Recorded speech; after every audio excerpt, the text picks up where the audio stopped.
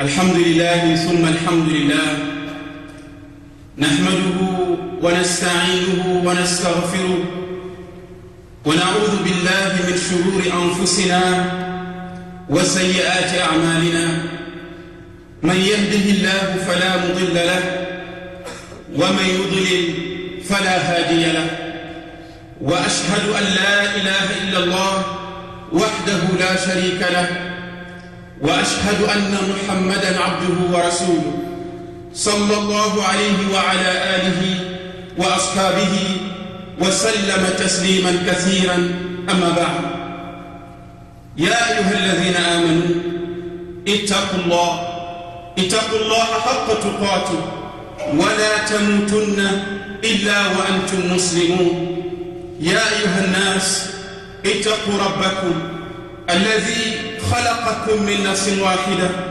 وخلق منها زوجها وبث منهما رجالا كثيرا ونساء واتقوا الله الذي تساءلون به والأرحام إن الله كان عليكم رقيبا يا أيها الذين آمنوا اتقوا الله وقولوا قولا سديدا يصلح لكم أعمالكم ويغفر لكم ذنوبكم ومن يطع الله ورسوله فقد فاز فوزا عظيما أما بعد فإن أصدق الحديث كتاب الله وخير الهدي هدي محمد صلى الله عليه وسلم وشر الأمور محدثاتها وكل محدثة بدعة وكل بدعة ضلالة وكل ضلالة في النار ثم أما بعد يا أيها الناس أوصيكم ونفسي بتقوى الله العزيز اتقوه يا عباد الله وراقبوه فيما تفعلون وما تبرون إن الله بما تعملون بصير. We praise Allah subhanahu wa ta'ala and we thank Him and we seek His help and His forgiveness. We bear witness without a doubt that no one has any rights or deserves in any shape or form to be worshipped but Allah. And we bear witness that Muhammad sallallahu alayhi wa sallam is a servant of Allah and His last messenger, and no messenger will come after Him. We seek refuge in Allah from the evil within ourselves and the wickedness of our own deeds. And we bear witness that whomsoever Allah guides, there is no misguidance for them, but whoever chooses on his own will and is left alone, no one can guide them but Allah. In this day, Yawm al-Jum'ah, we thank Allah for guiding us to al-Islam, and we thank Allah for choosing Muhammad sallallahu alayhi wa sallam as our messenger, the best of mankind. Allah subhanahu wa ta'ala said, هو الذي أرسل رسوله بالهدى ودين الحق ليظهره على الدين كله وكفى بالله شهيدا ليظهره على الدين كله ولو كره الكافرون. Allah says that it is He, Allah, who has sent Muhammad sallallahu alayhi wa sallam, and He revealed unto him the religion of haqq, the religion of truth, which is al-Islam. And Allah promised, He guaranteed that He will elevate this religion above all other religions. Even though the disbelievers do not like it, Islam will always prevail. Look at the verse in the Quran when Allah says, إِنَّا نَحْنُ نَزَّلْنَا ذِكْرٍ وَإِنَّا لَهُ لَحَافِظُونَ. Many people think this is only about the Quran, but the Mufassirun, they say when Allah says, إِنَّا نَحْنُ نَزَّلْنَا ذِكْرٍ, that we are the one who revealed this revelation. We are the one who revealed this reminder. This reminder and revelation is not just the Quran, but it is the Quran and it is also the Sunnah of Nabi sallallahu alayhi wa sallam. So it is Allah who said, إِنَّا نَحْنُ نَزَّلْنَا ذِكْرٍ. We are the one who revealed down unto you this Quran, this Sunnah. We are the one who sent Muhammad sallallahu alayhi wa sallam. وَإِنَّا لَهُ لَحَافِظُونَ. And we are the one who will protect him. No matter what anybody can try to say about our Nabi, no matter what anyone can try to do about our Nabi, Allah gave the guarantee 1400 years ago, Inna lahu lahafidun, that we are the one who will protect him. Today, my brothers and sisters in Islam, I want to talk to you about Islam and culture. Islam and culture, and we try to see how it is relevant to the days that we are living right now. When we look at this room, we see many people from different backgrounds, and each one of us, we like a particular type of food. We dress a certain way, we talk a certain way, we speak a certain language, and we deal with people a certain way. This is what you call culture. If you go in the dictionaries, the definition of culture, it is a set of customs, a set of habits from a same group of people that they pass down from generation to generation. But the problem that we face today, my brothers and sisters in Islam, is that people, they try to mix, they confuse Islam and culture. They mix Islam and culture. Sometimes you see people from a particular group, they have a certain food they eat on a particular day. When this day comes, or when this event comes, they say the only thing we can do is we have to eat this food this particular day. Sometimes you see people, they do not take a shower on certain days. In some cultures, if you are traveling and you leave your house and you meet a woman, you go back in the house, because that is an evil sign. That whatever you are going to look for, you're not going to have it, because you met the woman as soon as you walked out the door. In some cultures, there are some days they do not shave their head. You cannot shave your head in this day. In some cultures, even when it comes to the way we practice our religion, the way, taking from the way you make wudu to the way you make your salah, we see people, after they make salah, they take water in their mouth, put it here, and then look up and say, Ashhadu an la ilaha illallah ila akhir. What does making wudu and making the dua, what does it have to do with putting water and doing this? And when you ask them, you see people in the way they make the salah, everybody from the same country, everybody from the same group of people, when they make salah, they make it the exact same way. At the end of the salah, we see groups of people to say Assalamu alaikum, they have to open their hands like Assalamu alaikum, Assalamu alaikum. Where did we get this from? And when you ask that person, you ask that brother, you ask that sister, that which you are doing in your wudu, in your salah, even in the way you read Quran, sometimes when we lose a loved one, we know the sunnah is to make dua, ask Allah to forgive them their sins, ask Allah to give them Jannah, ask Allah to save them from the hellfire. This is the sunnah of our Nabi sallallahu alayhi wa sallam. But unfortunately, we see many people, many countries where when somebody dies, people have to come together. We get together, we say we read the Quran, and sometimes even in the way they do it, you find something that if you ask them, they will say we got this from our forefathers. People get together and they put a white sheet on the ground, and sometimes they put beans, cooking beans that you eat, they pile it up and they count it one by one. So many actions which are bid'ah, so many actions which is not from the sunnah. People, they practice it. Why? Because they got it from their culture. And when you ask them, why are you doing this? They say, we found our fathers doing this. We found our mothers, we found our ancestors doing this. This is the only reason why we're doing it. They do not have any dalil. They do not have any proof. My brother, my sister, before you do anything in Islam, as the Quran says, the Quran mentions clearly in the Quran, Allah subhanahu wa ta'ala says clearly, but because before you do anything, you must have a proof, you must have a dalil.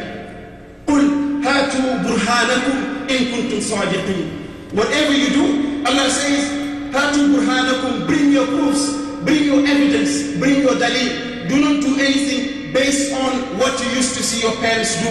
Do not do anything based on what you used to see your grandfathers do.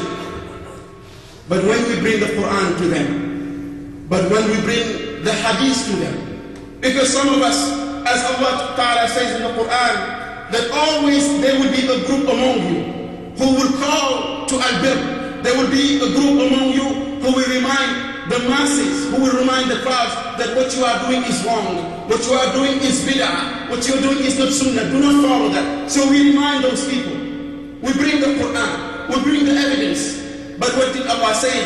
Subhanahu, He says in the Quran that when you bring the Quran to them, when you find people practicing bid'ah, when you find people following their culture, because this is what their forefathers used to do, this is what their ancestors used to do, and you bring the evidence to them, you bring the Quran to them, say, Ya akhi, this is what Allah said. Let us follow the truth. Let us follow the haqq. What do they say? But Allah responded in the Quran. They say, قالوا إنا وجدنا آباءنا على أمة وإنا على آثارهم مهتدون. Subhanallah. The Quran mentioned this long time ago, that when you bring them the evidence, they say, قالوا إنا وجدنا آباءنا على أمة وإنا على آثارهم مهتدون. Indeed, my brother, indeed my sister, we found our fathers doing this, and we are going to continue following their steps. This is their evidence. This is their rebuttal. This is how they come back to you. You tell them this is the evidence. This is the Quran. But they say, no, I do not care about your evidence. I do not care about your hadith or nothing. I found my forefathers doing this. And another thing they will tell you is that, do you think you know better than our scholars back home? Do you think you know better than our scholars back home in Senegal, back home in Pakistan, back home in Guinea? Do you think you know better than them? Those are the ones who taught you, or they taught your teachers, they taught your fathers. And this is what they used to do. So if you come today and you tell me that what they used to do is wrong, I'm not going to listen to you. I will just continue following them. But many a time, my brothers and sisters, people, they make the mistake of following the majority. They say this is what everybody does. Why do you do this? This is what everybody does. Most of people, this is what they do. What do they do? But Allah says, وَإِن تُطِعْ أَكْثَرَ مَنْ فِي الْأَرْضِ يُضِلُّكَ عَنْ سَبِيلِ اللَّهِ. Allah says in Surah Al-An'am, وَإِن تُطِعْ أَكْثَرَ مَنْ فِي الْأَرْضِ. If you were to follow the majority of the people, they will lead you astray. So the truth does not belong to the majority. The truth has always belonged to the minority. When you want to find the haqq, when you want to find the truth, go find the minority. Do not think because it's the majority doing this, it has to be the truth. Go to the Quran. Study the Quran from cover to cover, from beginning to end, and see what Allah says about the majority. Allah Ta'ala says, وَلَكِنْ أَكْثَرَ النَّاسِ لَا يَعْلَمُونَ. Elsewhere, وَلَكِنْ أَكْثَرَ النَّاسِ لَا يَعْقِلُونَ. وَلَكِنْ أَكْثَرَ النَّاسِ. Allah says that indeed most of men do not know. Most of men do not realize it. Most of men do not follow the truth. So when you see akthar, when you see most of men, the advice Allah is giving you in the Quran, do not follow them. Follow the haqq, follow the truth. Do not follow the majority. This is what culture does. It destroys your religion. And it becomes a problem when the person is practicing his culture and he reaches the point where he mixes the culture and the religion, to the point where he cannot even make the difference. What is culture? What is religion? They think it's all the same. And it even hurts the most. It hurts more when we have some brothers and sisters who accept Islam. Brothers and sisters who enter Islam. They are new in the deen. Maybe they do not speak Arabic. They do not know much about the pillars of Islam. So they trust those of us who have been in Islam for many, many years. So they see an older brother, an older sister. The way that person practices Islam, they think they can follow that person. I will just do what he's doing. I see this person doing it. He's been in the masjid for 20 years. I see him praying this way. So it must be right. Let me follow that. Islam do not follow anyone or anything without dalil. Do not follow anyone or anything without proof. And this is the reason why when we look at what is going on around the world today, for many, many years, people have been attacking Islam. People have been giving bad names to Islam. Why? Because they judge Islam based on the culture of the people, and they do not judge Islam based on the book. Often do I say, do not judge any religion by its people, judge it by its book. If you were to judge Islam, go to the Quran, study the Quran, and see what Allah says and what the Prophet ﷺ says, and judge Islam based on that. But when you look at the people, when you look at us, the mistakes that we make, following our culture, practicing bid'ah, and we say this is Islam, so we ourselves, we are the blame before we blame anyone else. We are the ones ourselves who give a bad name to Islam. We give a chance, we give an opportunity to others to look into Islam and find mistakes and errors based on what the people do. Not based on what Islam teaches, but based on what the people do. Let me give you an example.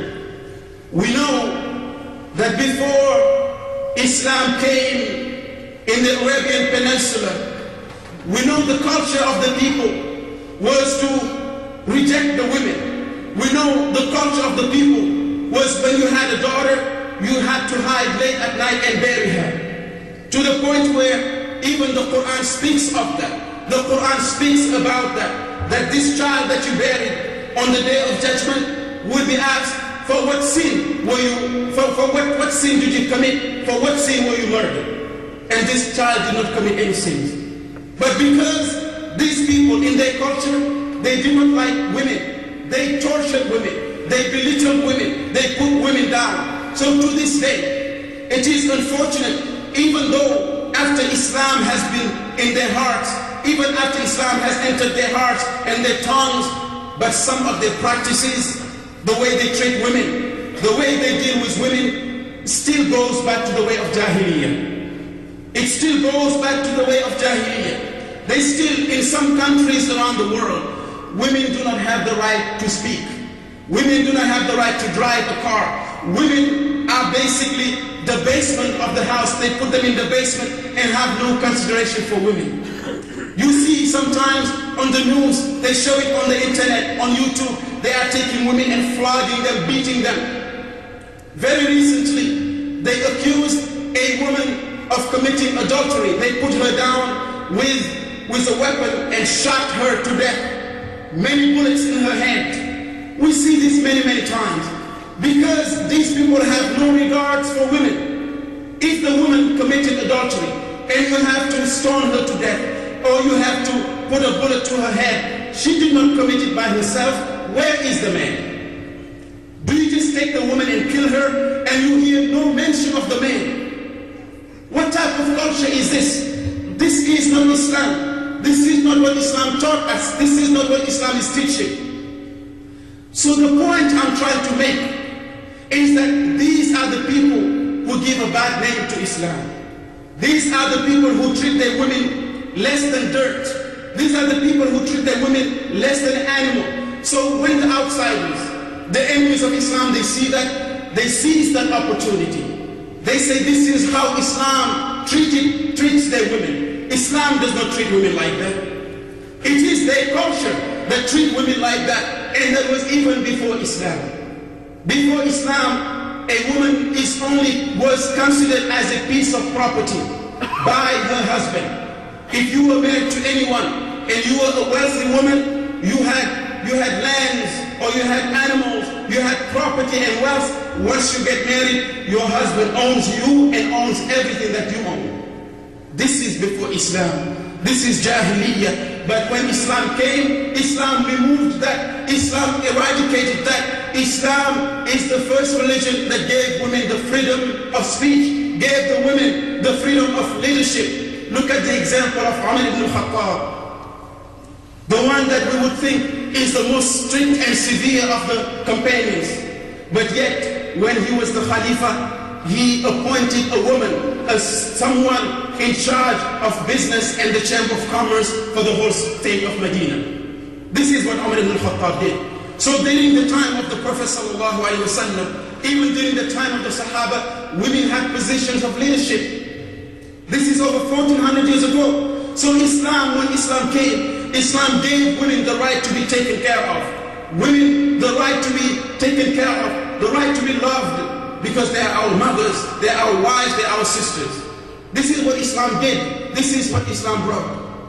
But today, because we base everything we do on culture, many countries base everything they do on culture. Unfortunately, they give the opportunity most non-Muslims to give a bad name to Islam.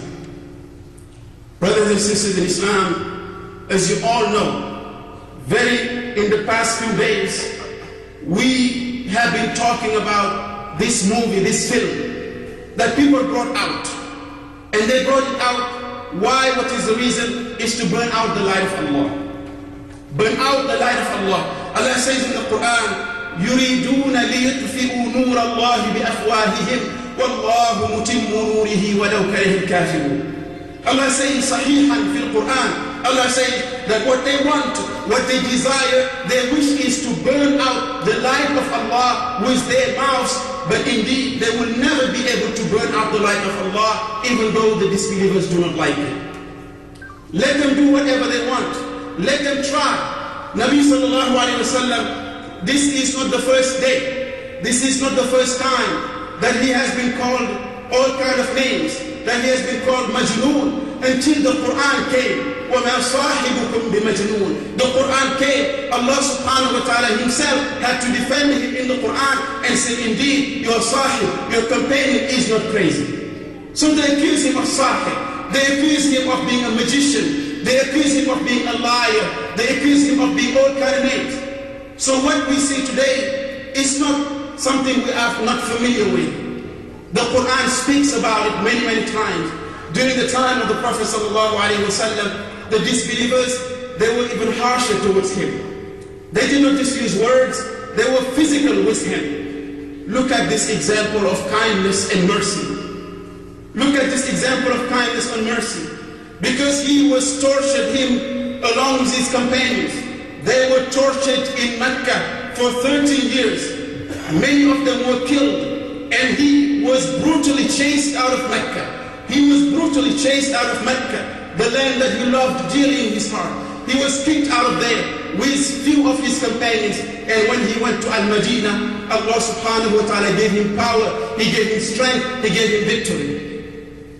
And 10 years later, he returned back to Mecca. He returned to Mecca with an army of 120,000 soldiers.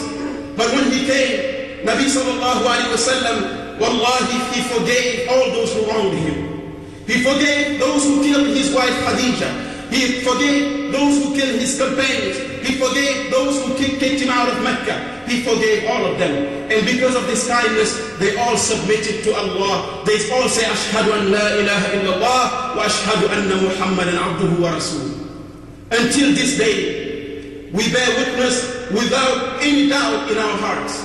We bear witness without any hesitation that La ilaha illallah Muhammadur Rasulullah.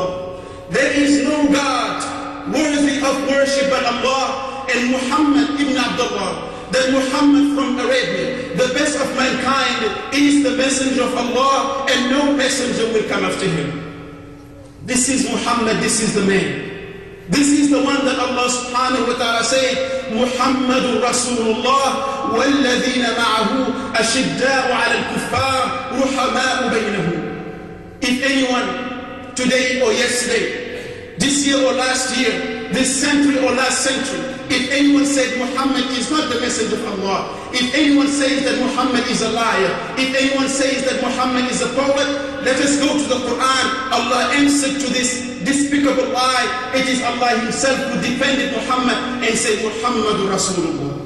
That Muhammad is indeed the messenger of Allah. If Allah says anything, we hear and we obey and we follow. So we do not care. La ubali. We do not pay attention to what anybody says.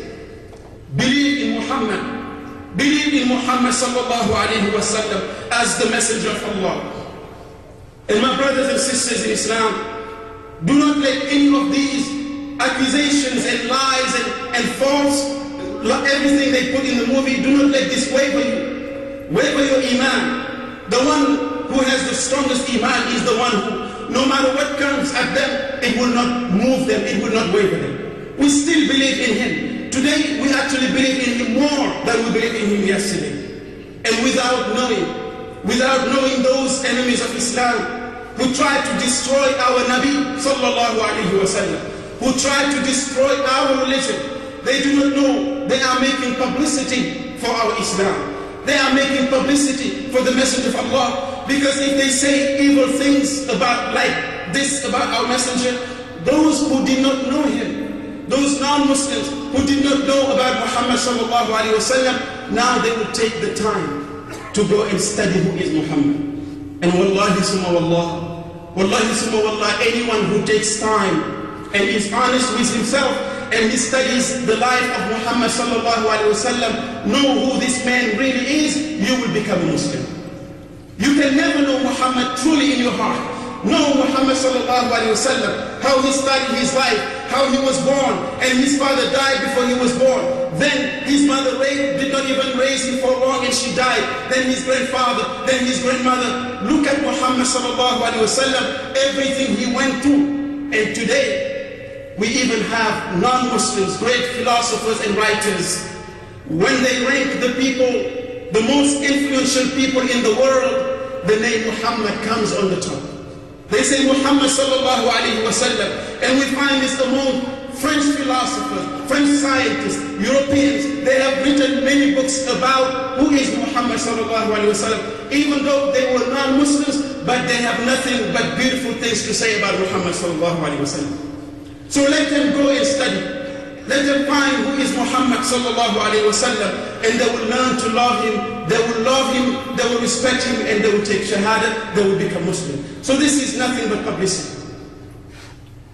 First of all, my brothers and sisters, it is our role, our responsibility to remind our ummah, remind our community, remind our brothers and sisters, when events like this happen, do not let anybody manipulate you. That is their goal. That is their purpose. That is what they're trying to do. They will bring out a movie and say, watch them. The Muslims, they claim they are peaceful people. They say, the first thing they say to each other is, Assalamu alaikum. We spread peace among one another. Islam is the religion of peace. When we see each other, the first thing we say, Assalamu alaikum. So they will try to entice us. They will try to manipulate us so that we can act in a violent way, and they will say, look what we were saying, this is the true character of the Muslims. So first of all, we do condemn, we do strongly condemn with our words, because this is the power and the strength that we have to speak against what is evil. Go back to the hadith of Nabi sallallahu alayhi wa sallam. What did he say? He said, if any one of you sees something that is evil, let him resolve it one of three ways. If you see any evil, number one, he said, if you have the power, if you have the strength, then remove it with your hands. If you do not have the power, you do not have the strength, then speak against it. You have to make your voice heard, speak against it, that we condemn. We are against anybody who makes a movie or anybody who makes mockery out of our Nabi sallallahu alayhi wa sallam. Look at the time of Nabi sallallahu alayhi wa sallam, during the battle of Badr. This hadith is narrated by one of the Sahaba. This Sahaba, he said that Nabi sallallahu Abdurrahman ibn Auf, he said, on the day of the battle of Badr, I was standing in the front line. And when I looked to the right and to the left, I saw two young boys. These boys were so small that the weapons, the swords they had was even taller than them. And one of them said to me, Ya Am, or my uncle, if you see Abu Jahl, would you recognize him? I want to know who's Abu Jahl. This is one of the young Muslims. He said, if you see Abu Jahl, would you recognize him? Abdurrahman ibn Auf, he said, yes. If I see him, I will recognize him. But why? Why do you want to know who's Abu Jahl? This young boy, he said, I heard that Abu Jahl, he insulted Muhammad sallallahu alaihi wasallam. I heard that he insulted the messenger of Allah. And if I see him today, if I lay my eyes on him today, I will fight with him until either he kills me or I will kill him. A young boy, not even 14 years old. This is how they loved Muhammad sallallahu alaihi wasallam. This is how they used to be. They would be offended if the honor and the character of our Nabi sallallahu alaihi wasallam was even touched, let alone tainted. So this young man, when Abdurrahman ibn Auf saw Abu Jahl, he pointed at him and said, that is Abu Jahl. He went and fought with him, long story short, until he cut his head off. A young boy is the one who killed Abu Jahl for insulting Nabi sallallahu alayhi wa sallam. He had the means. He was in a jihad. He was in a battle, so he fought with him with his hands. But today, if we do not have that power, let us make our voices be heard. That what we have seen, what we have heard, that all Muslims, we stand firm together against it, and we condemn those actions. And we say to the government of the United States of America that indeed, if this action that is so wrong was done by a Muslim, they would chase him down and they would persecute him. They would put him in prison, put him in jail, whatever needs to be done. So this man, whatever his name may be, Sam Bissell. When I heard Sam Bissell, it reminded me of the French word imbecile.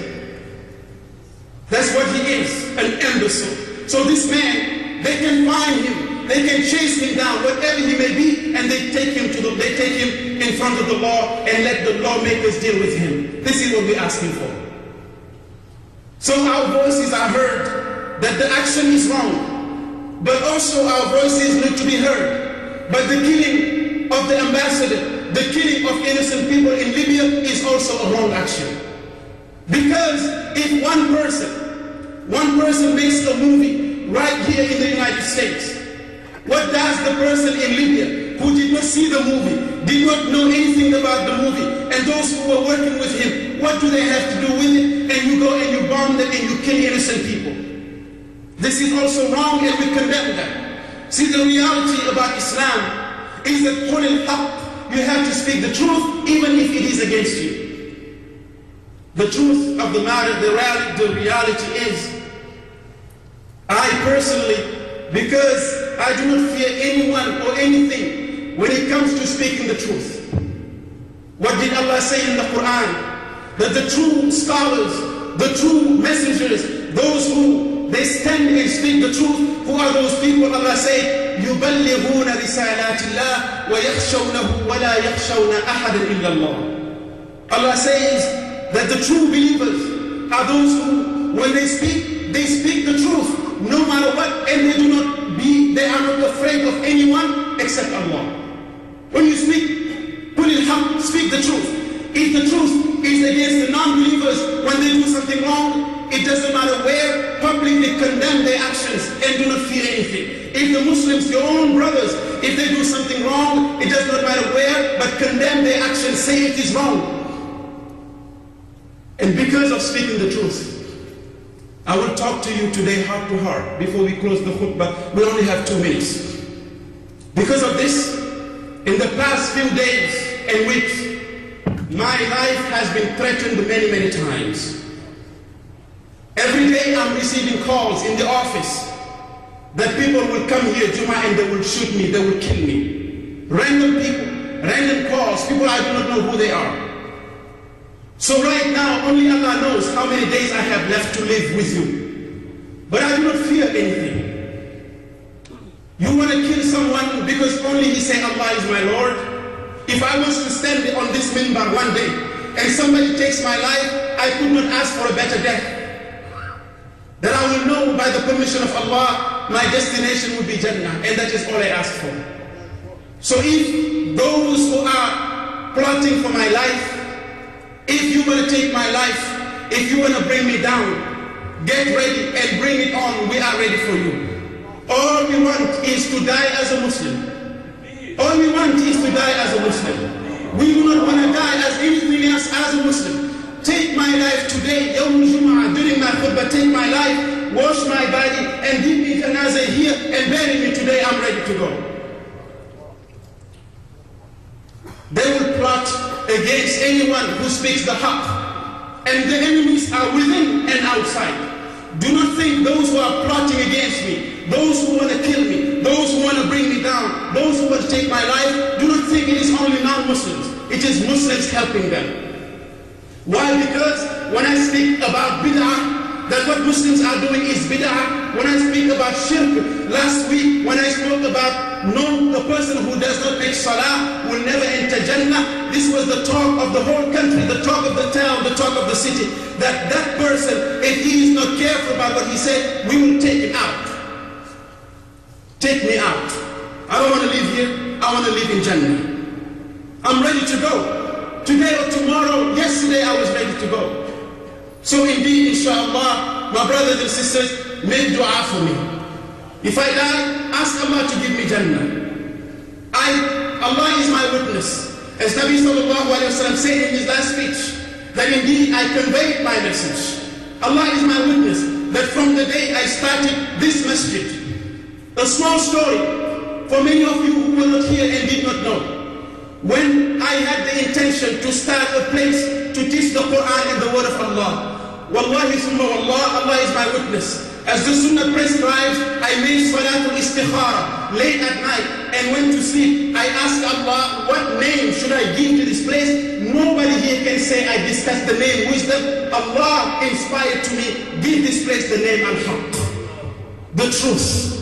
And every single day, anybody who comes here will hear nothing but the truth. I will never say to you, this is what my grandfather, the Sheikh, the Imam said. I will never say to you, this is what my uncle said. Everything I say to you is Qala Allah wa Qala Rasul. Allah said and His Messenger said. But my message bothers many people. Across the country, across the world, my message bothers many, many people. But indeed, قالوا إنا تطيرنا بكم لئن لم تنتهوا لنرجمنكم وليمسنكم منا عذاب أليم. Look at the example. واضرب لهم مثلا أصحاب القرية إذ جاءها المرسلون إذ أرسلنا إليهم اثنين فكذبوهما فعززنا بثالث فقالوا إنا إليكم مرسلون. Every time a messenger was sent to the people, every time somebody who speaks the truth was sent to the people, Allah says in the Quran, قالوا إنا تطيرنا بكم وإن لم تنتهوا لنرجمنكم وليمسنكم منا عذاب أليم. If you do not stop what you're saying, if you do not stop what you're doing, we are going to stone you to death, or we are going to put a very heavy punishment on you. Bring it on. Allah is here. أقول قولي هذا واستغفر الله لي ولكم ولسائر المؤمنين.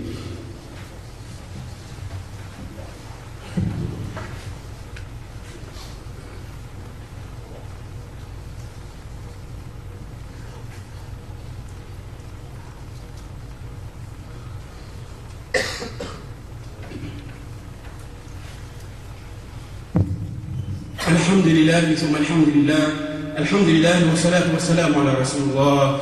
إن الله وملائكته يصلون على النبي يا أيها الذين آمنوا صلوا عليه وسلموا تسليما. اللهم صل على محمد وعلى آل محمد كما صليت على إبراهيم وعلى آل إبراهيم. اللهم بارك على محمد وعلى آل محمد كما باركت على إبراهيم وعلى آل إبراهيم في العالمين إنك حميد مجيد. ورضى اللهم عن ساداتنا أبي بكر وعمر وعثمان وعلي وعن صحابة أجمعين وعن التابعين وتابعين بإحسان إلى يوم الدين. ربنا آتنا في الدنيا حسنة وفي الآخرة حسنة وقنا عذاب النار. ربنا لا تزغ قلوبنا بعد إذ هديتنا وهب لنا من لدنك رحمة إنك أنت الوهاب. ربنا إننا آمنا فاغفر لنا ذنوبنا وقنا عذاب النار. ربنا لا تدع لنا في مقامنا هذا ذنبا إلا غفرته ولا هما إلا فرجته فرجته، ولا مريضا إلا شفيته، ولا ميتا إلا رحمته، ولا حاجة من حوائج الدنيا والآخرة هي لك ردا ولنا فيها الصلاح إلا أعنتنا على قضائها ويسرتها برحمتك يا أرحم الراحمين. عباد الله، إن الله يأمر بالعدل والإحسان وإيتاء ذي القربى وينهى عن الفحشاء والمنكر والبغي يعظكم لعلكم تذكرون. قوموا إلى صلاتكم يرحمني ويرحمكم الله. الله أكبر. الله